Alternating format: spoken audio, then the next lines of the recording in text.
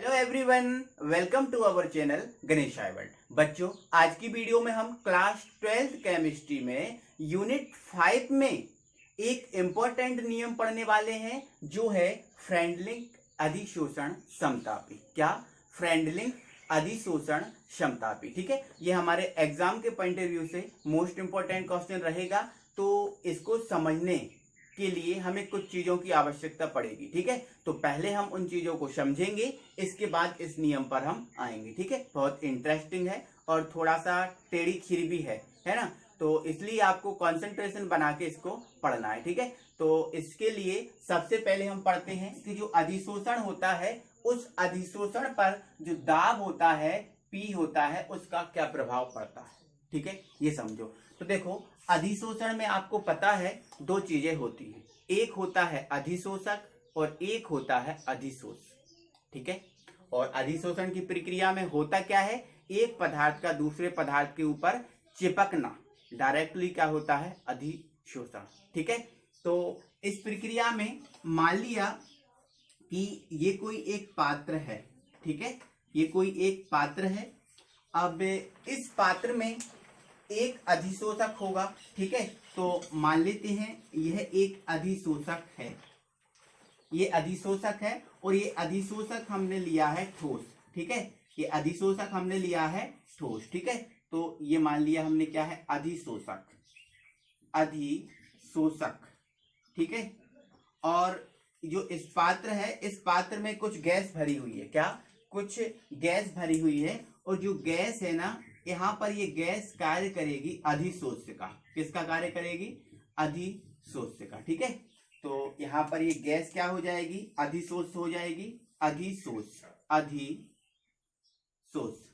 ठीक है, चलो ये मान लिया हमने क्या हो गई, अधिशोष। ठीक है, ये गैस है और कोई, इस गैस को हमने क्या मान लिया, अधिशोष। ठीक है, तो क्या होगा भाई कि मतलब थोड़ी देर बाद इसमें प्रक्रिया चालू होगी और जो गैस है ना, ये जो गैस आपको दिख रही है, ये गैस इस ठोस की इस सतह पर इस प्रकार से चिपकना प्रारंभ कर देगी, इस टाइप से चिपकना प्रारंभ कर देगी। ठीक है, ये इस टाइप से। ओके, तो ये जो प्रक्रिया होगी, इस प्रक्रिया को हम क्या बोलेंगे, अधिशोषण बोलेंगे। क्या बोलेंगे? अधिशोषण। ठीक है, तो ये प्रक्रिया अधिशोषण हो गई। ठीक है, हम क्या कर रहे हैं कि जो अधिशोषण है, इस अधिशोषण पर किसका प्रभाव देख रहे हैं, दाब का प्रभाव देख रहे हैं। ठीक है, तो ये मैंने लिख दिया दाब। ठीक है, इस दाब का प्रभाव देख रहे हैं, तो ये दाब लिख लिया। ठीक है, तो देखो इधर, अब समझो इधर, अब समझने वाली बात है कि देखो भाई, अब जब हम इस गैस का दाब बढ़ाएंगे, क्या बढ़ाएंगे, गैस का जो गैस है, इस गैस का दाब बढ़ाएंगे। ठीक है, तो दाब बढ़ेगा तो ये जो गैस है शीघ्रता से इसके ऊपर चिपकेगी, क्योंकि दाब बढ़ेगा तो वो तो चिपकेगी ना। हाँ, तो शीघ्रता से इस पर चिपकेगी। अब शीघ्रता से इस पर चिपकेगी तो जो अधिशोषण है, उस अधिशोषण की मात्रा में क्या होगा, वृद्धि होगी। अधिशोषण की मात्रा में क्या होगी, वृद्धि होगी। होगी ना? ठीक है, चलो, होगी वृद्धि, तो इसको बढ़ाते जाएंगे तो अधिशोषण की मात्रा में वृद्धि होती जाएगी, अधिशोषण की मात्रा में वृद्धि होती जाएगी। लेकिन एक स्थिति इसमें ऐसी भी आएगी, एक स्थिति इसमें ऐसी भी आएगी कि ये जो संपूर्ण गैस है, वो संपूर्ण गैस इस ठोस की सतह पर चिपक जाएगी, संपूर्ण गैस इस ठोस की सतह पर चिपक जाएगी। अब चिपक जाएगी, क्या होगा भाइयों कि जो गैस की मात्रा है, वो गैस की मात्रा फिर खत्म हो जाएगी, क्योंकि संपूर्ण गैस चिपक जाएगी तो गैस की मात्रा खत्म। अब फिर ये चिपकना बंद हो जाएगा। जब ये चिपकना बंद हो जाएगा तो जो अधिशोषण है, उस अधिशोषण की प्रक्रिया क्या हो जाएगी, रुक जाएगी। क्या हो जाएगी, रुक जाएगी। तो हमने क्या देखा कि हम दाब बढ़ा रहे थे तो अधिशोषण की मात्रा बढ़ रही थी, लेकिन दाब बढ़ाने पर एक स्थिति ऐसी आई जहां पर अधिशोषण की प्रक्रिया रुक गई, अधिशोषण की प्रक्रिया रुक गई। ठीक है, तो ये अधिशोषण की कब रुकी प्रक्रिया, इस प्रक्रिया को समझाने के लिए फ्रेंडलिक नामक वैज्ञानिक ने एक नियम दिया, जिसे ही हम बोलते हैं फ्रेंडलिंग अधिशोषण समतापी, फ्रेंडलिंग अधिशोषण समतापी। तो उसको तो हम आगे समझेंगे। अब यहाँ पर एक वर्ड आया था अधिशोषण की मात्रा। अब ये अधिशोषण की मात्रा क्या होती है उसको समझ लीजिए। ठीक है, तो ये मान लेते हैं दोस्तों कि यहाँ पर ये 50 ग्राम ठोस है। क्या है? 50 ग्राम ठोस है। और यहाँ पर जो गैस है उस गैस की मात्रा है 25 ग्राम। गैस की मात्रा कितनी है? 25 ग्राम। ठीक है, तो यहाँ पर आप ये समझो कि देखो 50 ग्राम ठोस है, इस 50 ग्राम ठोस पर कितनी गैस की मात्रा चिपक रही है? कितनी गैस की मात्रा चिपक रही है? 25 ग्राम चिपक रही है। हो रहा है ना? 25 ग्राम चिपक रही है। ठीक है, तो यहां से यदि मैं 1 ग्राम ठोस की बात करूं कि 1 ग्राम ठोस पर कितनी गैस की मात्रा चिपकेगी, तो उसके लिए मुझे क्या करना पड़ेगा? इस 50 को बटे में ले जाना पड़ेगा। तो यहां से मैं 1 ग्राम की वैल्यू निकालूंगा तो यह आ जाएगा हमारा 25 बटे 50। 25 बटे 50 मतलब 1 ग्राम ठोस पर कितनी गैस की मात्रा चिपकेगी? 25 बटे 50, है ना? आपको समझ में आया? या फिर इसको हम सॉल्व भी कर सकते हैं। ठीक है, बस आप समझ में आया इतना समझ लो आप। ठीक है, आप कोई दिक्कत है क्या? चलो, अब ये मान ले रहा हूं यहाँ पर जो ठोस है उसकी मात्रा है स्मॉल m ग्राम। क्या है? स्मॉल m ग्राम। ठीक है, और यहाँ पर जो गैस है उसकी मात्रा है x ग्राम। कितनी है? x ग्राम। तो देखो इधर जो स्मॉल m ग्राम है ठोस है उस पर कितनी मात्रा चिपकती है? x ग्राम। कितनी मात्रा? x ग्राम। तो जो 1 ग्राम ठोस होगा, 1 ग्राम ठोस होगा उस पर कितनी गैस की मात्रा चिपकेगी? क्या होगा बोलो? इसको हम बटे में ले जाएंगे तो ये हो जाएगा x अपॉन m। क्या हो जाएगा? x upon m। मतलब जो गैस की मात्रा होती है, सॉरी अधिशोषण की मात्रा होती है, उस अधिशोषण की मात्रा, अधिशोषण की जो मात्रा होती है उसे हम इससे व्यक्त करते हैं x अपॉन m। ये x अपॉन क्या है? अधिशोषण की मात्रा है। ठीक है, जहां पर ये किसकी मात्रा है? अधिशोष की मात्रा है। और ये किसकी मात्रा है? अधिशोषक की मात्रा है। ठीक है, ये किसकी मात्रा है? अधिशोष, अधिशोष की मात्रा। ठीक है, और ये किसकी मात्रा है? अधिशोषक की मात्रा है। ठीक है, अधिशोषक। ठीक है, अधिशोषक ठोस लिया था, अधिशोष से हमने क्या लिया था? गैस। ठीक है, तो आपको याद रखना है कि जो अधिशोषण की मात्रा है वो क्या है? x upon m। ये हमेशा याद रखना है, इसको आप भूलना नहीं है आपको। ठीक है, तो यही हमने देखा था कि जब हम जो दाब बढ़ा रहे थे ना तो ये मात्रा बढ़ रही थी, और जब ये दाब हमने बढ़ाया तो ये मात्रा और भी ज्यादा बढ़ी, और एक स्थिति ऐसी आई कि मतलब दाब बढ़ाने पर ये मात्रा फिर बढ़ी नहीं, ये फिर मात्रा स्थिर रह गई। समझ में आया आपको? तो ये अधिशोषण पर दाब का प्रभाव हमने समझा। अब हम आपको समझाते हैं, हम समझते हैं अधिशोषण समतापी वक्र कि ये क्या होता है। ठीक है, तो यहां पर हम हेडिंग डाल ले रहे हैं अधिशोषण, अधिशोषण समतापी वक्र, अधिशोषण समतापी वक्र। ठीक है, तो अधिशोषण समतापी वक्र होता क्या है पहले तो आप उसको समझ लो। ठीक है, फिर ये बताएंगे कैसे बनता है। ठीक है, तो देखो हमने क्या देखा है कि जो अधिशोषण की मात्रा है वो क्या निकाली? x upon m।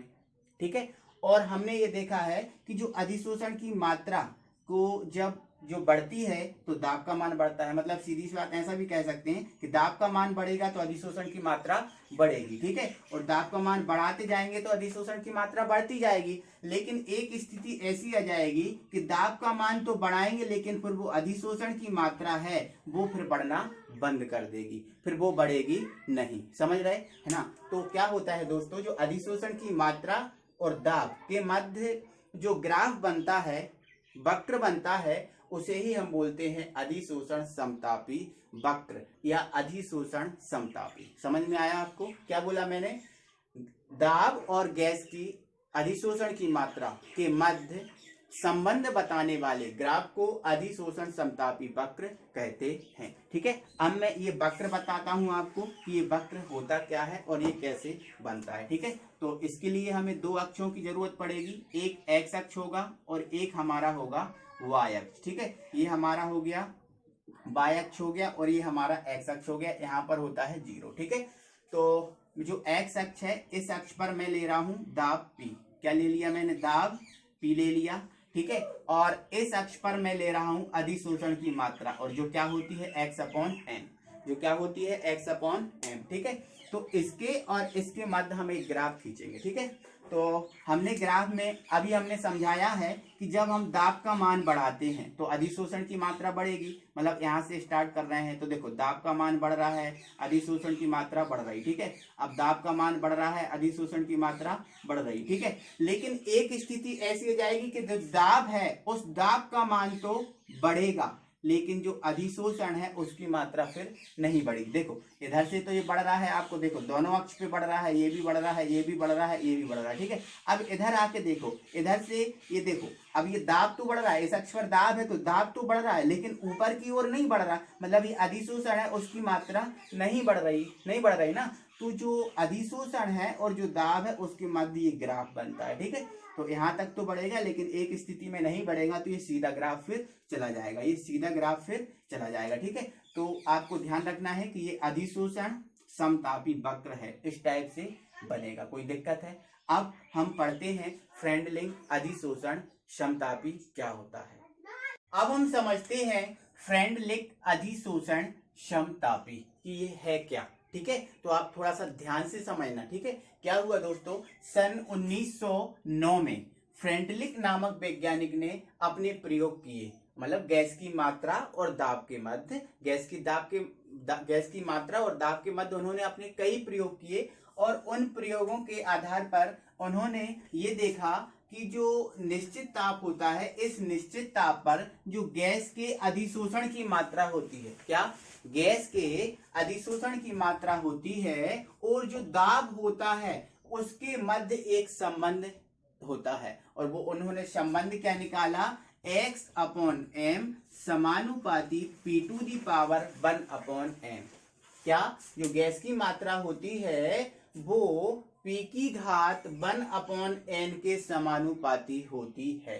अब ये चीज क्या है कि ये हमने 1/n का फंडा तो समझा ही नहीं, उसको आप समझो, ठीक है।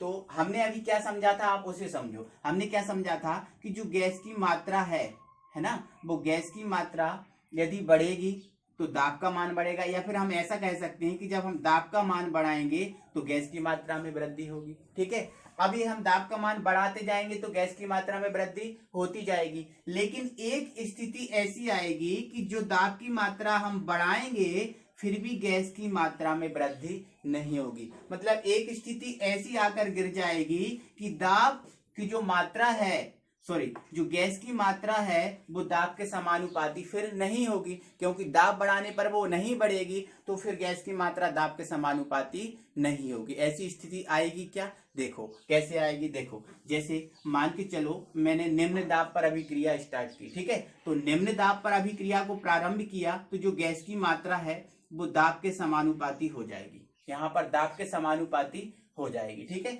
अब मैंने और दाब इंक्रीज किया तो भी ये समानुपाती होगी, बढ़ेगी, लेकिन धीरे धीरे करके मैं उच्च ताप पर ले गया तो दाब की जो गैस की मात्रा है वो दाब के समानुपाती नहीं होगी, दाब के समानुपाती फिर नहीं होगी। मतलब इसका ये है दोस्तों कि जो गैस की मात्रा है फिर वो दाब के समानुपाती नहीं होगी, मतलब ये P0 हो जाएगा, मतलब इस पर इसके समानुपाती नहीं होगी, मतलब इसको मैंने P0 लिख दिया, ठीक है। अब देखा मैंने कि जब ये दाब की मतलब निम्न दाब था, मतलब इसका ये है कि जब P की पावर 1 था, मान लिया मैंने समझाने के लिए P की पावर 1 था, है ना, मतलब निम्न दाब था तो ये समानुपाती हो रही थी, है ना। लेकिन मैं उच्च दाब पर ले गया इसको तो जो गैस की मात्रा है वो दाब के समानुपाती नहीं हुई, तो मैंने मान लिया कि जो दाब के समानुपाती नहीं हो रही है मतलब ये P0 हो रहा है, ठीक है। तो इसका मतलब ये है दोस्तों, यहाँ समानुपाती हो रही है, यहाँ समानुपाती नहीं हो रही। इसका मतलब ये है कि जो 0 और 1 है उसके मध्य में कोई ऐसी संख्या होगी जिस पर जो गैस की मात्रा है वो दाब के समानुपाती होगी, गैस की मात्रा दाब के समानुपाती होगी। तो आप हमें बताओ कि जो 0 है और ये 1 है, इस 0 के और 1 के मध्य एक कौन सी संख्या होगी, बोलो। 0 और 1 के मध्य कौन सी संख्या होगी, एक बटे वाली संख्या होगी जो 0 से बड़ी हो और 1 से छोटी हो, 0 से बड़ी है और 1 से छोटी हो, तो वो तो बटे वाली संख्या हो सकती है ना। अब वो बटे वाली संख्या जैसे 1/2 होगा तो ये 0.5 0 1 के मध्य है ना, या 1/3 होगा तो 0.75 है ना, तो ये भी इन दोनों के मध्य होगा। मतलब सीधी सी बात कहने की ये है कि मतलब 0 और 1 के मध्य एक बटे वाली संख्या होगी, है ना, जिसकी मतलब दाब, जिसकी घात के दाब समानुपाती होगा, जिसकी घात के दाब कैसा होगा, समानुपाती होगा। तो अब ये इनमें से कोई सी भी संख्या होती होगी, हमें पता नहीं है, तो वो अपॉन वाली संख्या होगी, है ना। तो मैंने क्या किया कि वही जो अपॉन वाली संख्या है उसको हमने मान लिया 1/n, 1/n। अब यहाँ की n की जगह पे 2, 3, 4 कितना भी आ सकता है, ठीक है। तो अब जो n की जो n वाले जो बटे होगा उसके दाब के समानुपाती होगी। तो यही मैंने समझाया, यही इन्होंने बताया है कि x/m समानुपाती p to the power 1/n, है ना। मतलब ये निम्न दाब पर तो होगी लेकिन उच्च दाब पर नहीं होगी, लेकिन निम्न और उच्च दाब के मध्य एक संख्या होगी, उसकी घात के दाब के समानुपाती होगी। आपको समझ में आया? ठीक है, चलो अब हम इसका स्पष्टीकरण करते हैं कि ये जो समीकरण है वो समीकरण आया कैसे, ठीक है। अब देखो इधर हम इसका स्पष्टीकरण करेंगे और स्पष्टीकरण हम आपको यहीं करके बताएंगे, या फिर हम ये बता रहे हैं आपको, ये इसका व्यंजक स्थापित कर रहे हैं, ठीक है। तो समझो, देखो, तो निम्न दाब पर, पहले तो हम निम्न दाब पर अभिक्रिया करेंगे, निम्न दाब पर, निम्न दाब पर, ठीक है। तो निम्न दाब पर हमने क्या देखा था, जो अधिशोषण की मात्रा है वो दाब के समानुपाती होती थी, अधिशोषण की मात्रा दाब के समानुपाती होती है। तो ये हमने कर लिया, x/m समानुपाती, x/m समानुपाती p, है ना। इसको p की पावर हम क्या कर ले, 1 मान लेते हैं, ठीक है। p की पावर हम क्या मान लेते हैं, 1, ठीक है। अब यही प्रक्रिया मैं यदि उच्च दाब पर देखूं, सॉरी उच्च दाब पर, है ना, उच्च दाब पर, ठीक है। तो ये प्रक्रिया यदि हम उच्च दाब पर, इसको हम समीकरण 1 दे देंगे,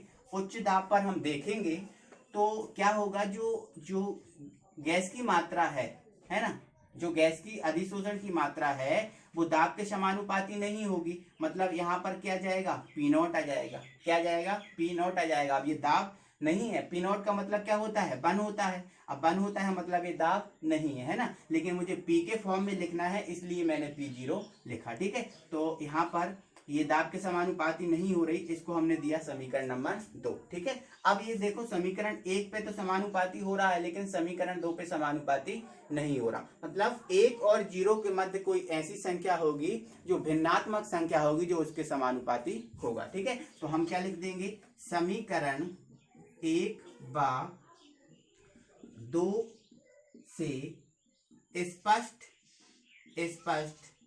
है कि गैस की, जो गैस की मतलब गैस की मात्रा या फिर अधिशोषण की मात्रा,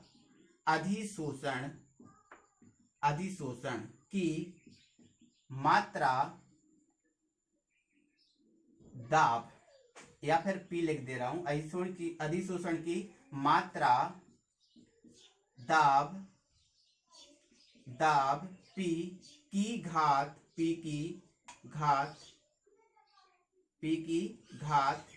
1 और 0 के मध्य भिन्नात्मक